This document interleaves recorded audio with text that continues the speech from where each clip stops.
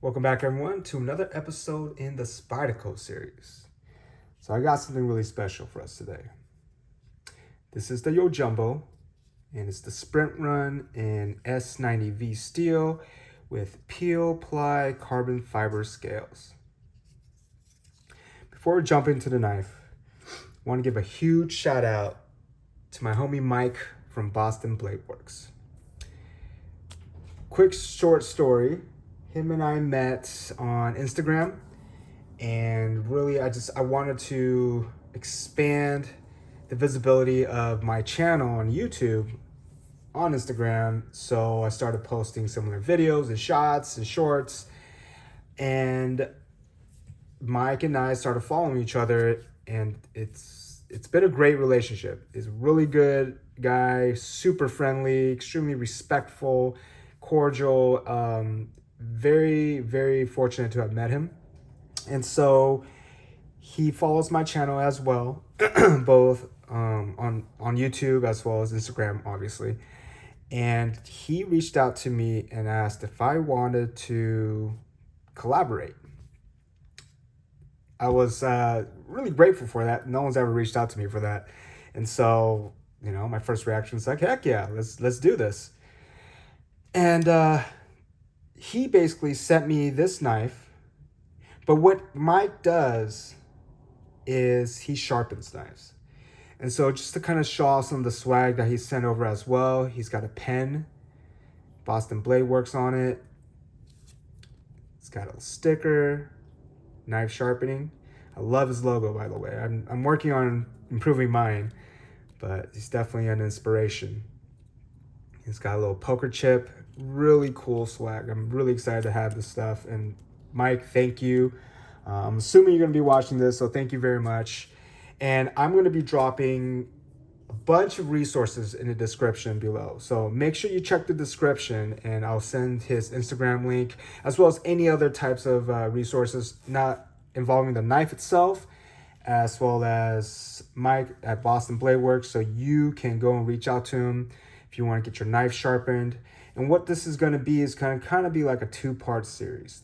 This particular video will focus on the knife, and then I'm going to do a subsequent video that focuses on his incredible mirror edge, and as well as how sharp it is. I'll probably be cutting some different types of mediums.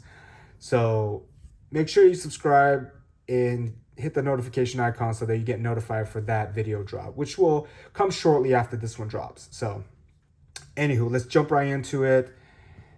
This is, again, the YoJumbo, Spyderco YoJumbo, and it uses a compression lock, right? It's got the standard Spyderco hourglass clip. It's got that trademark thumb hole. If you want to middle finger flick it or Spidey flick it. I actually injured my thumb, so I'm going to be opening it with my left hand if I'm not flicking it open. All right, let's jump into some dimensions. All right, so overall length, this is just hovering over 9 inches overall. And if we're looking at just the cutting edge, this is so close to 3 3/4 of an inch. And handle size, we're looking at 5 1/8 of an inch. The width at what I think is the widest point right there, it's just shy of 2 inches. And then let's take a look at the thickness. Thickness without the pocket clip, it's coming in just shy of 1/2 inch. Let's see how much this one weighs.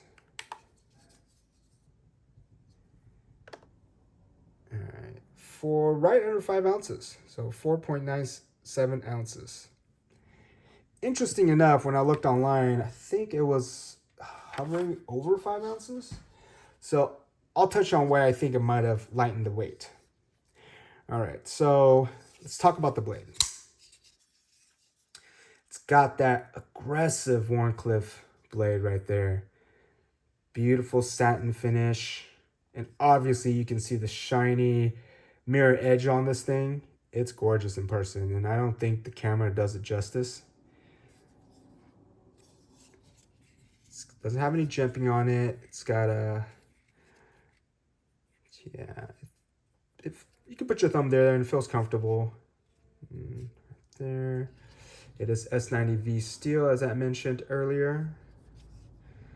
Looking at that Spyderco insignia. And Michael Janik. I want to say, is it Yannick or Janik? I'm going to butcher the name, so I apologize in advance. I want to say Michael Yannick, though, so I could be wrong. But Janich. And he's the designer for this model. Let's talk about the handle. Again, this is Peel-Ply carbon fiber. And I must say, when it comes to production knives with carbon fiber handles, the Peel-Plies, for me, is very unique to Spyderco. They've had a few models in their lineup that has this Peel-Ply texture, and it's really cool. It gives you that carbon fiber visual while at the same time providing a little more texturing, because it's not smooth in any way. So it's almost like a G10 feel, but with a much more appealing aesthetic with the carbon fiber look. Well, it is carbon fiber, but the way they've done it, it's the grip is like a G10 grip, but it's got that carbon fiber look to it. Again, it's compression lock, so boom, it's free dropping. This does have that little, what you want to call the nub.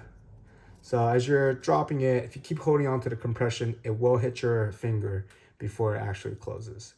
Not a big deal. As you drop it, you can just let go as soon as it's about to hit. Spyderco clip. It's your standard size. Looks like there is going to be a good amount of real estate for you to grab the knife out of your pocket. But let's take a shot of that in the pocket. Oh, my jeans are falling apart. Okay. There. It's what you would expect in terms of retention from your typical Spyderco hourglass clip. It doesn't take up too much real estate, even though when we measured the width, it was 2 inches roughly. But you can still get your hand in there.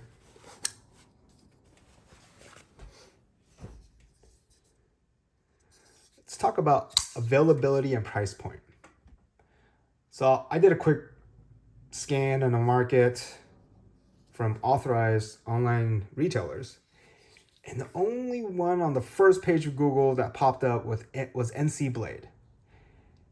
It says $245, but it's sold out. So I honestly am not entirely sure if this is available unless it's off the secondary market, whether that be BladeForums, Reddit, your Facebook group, eBay, what have you, wherever you shop from a secondary market standpoint.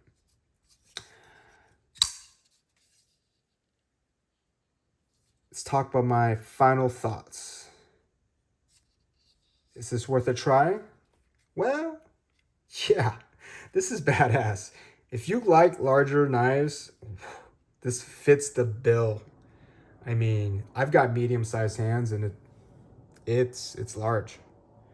All right, and just so you get a better frame of reference, I have the Yojimbo 2 right here. As you can see, we're looking at about 1.25 inches overall length longer than the Yojimbo 2. So this was 9.5, so this is about 7.5 overall then, if I'm doing my math right. Yeah, and I love the Yojimbo 2. It's this part of the, I guess it's like a thumb ramp, right? Or a thumb groove. It really gets your finger in there really well, locks it in place.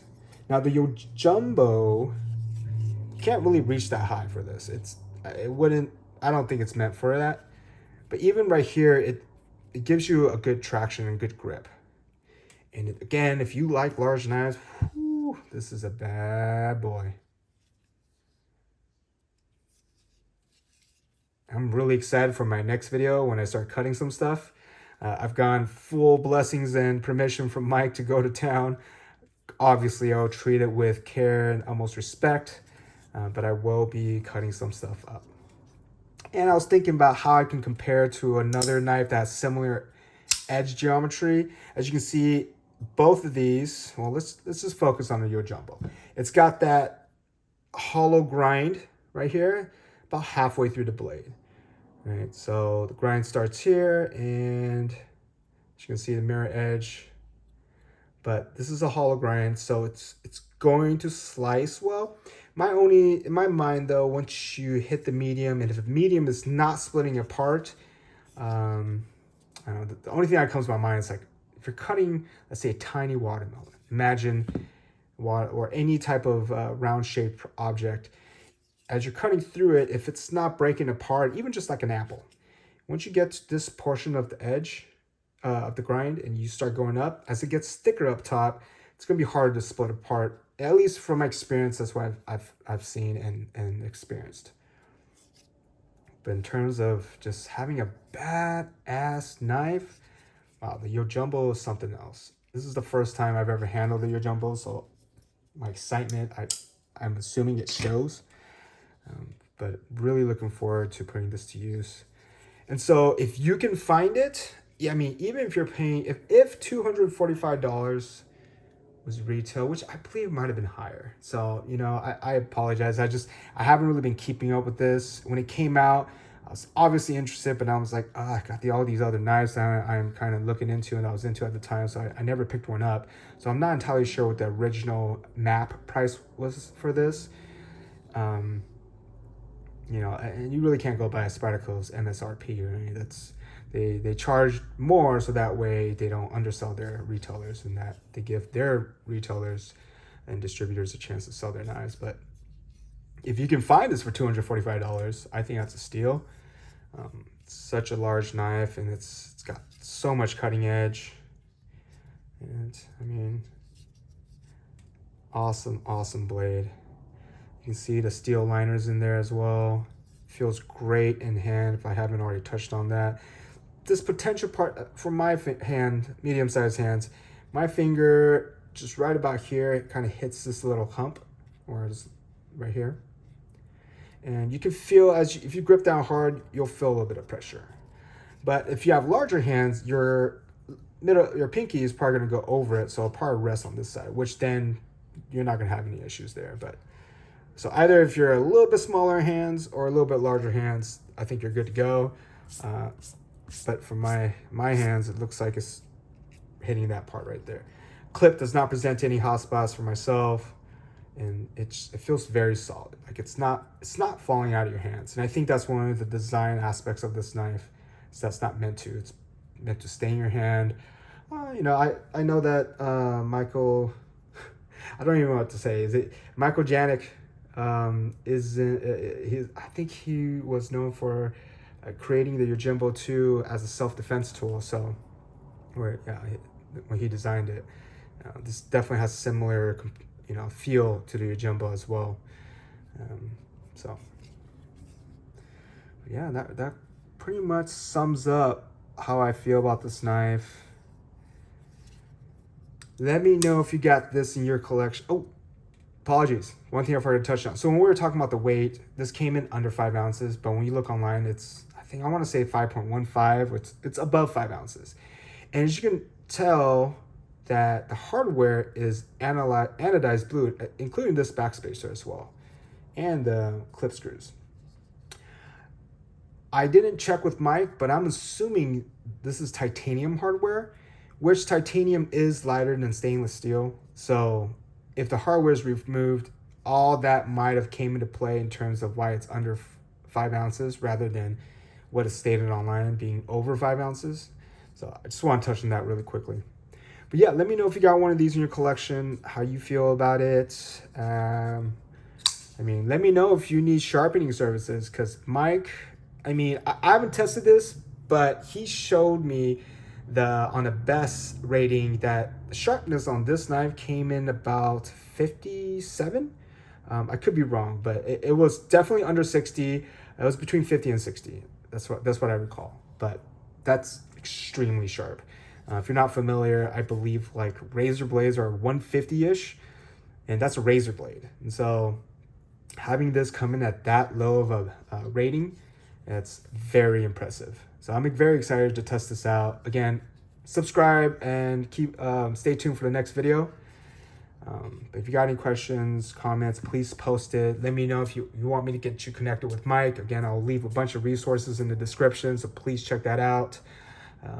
Yeah, again, Mike, really appreciate you sending this over, and I've got more content to come on this knife, especially your sharpening.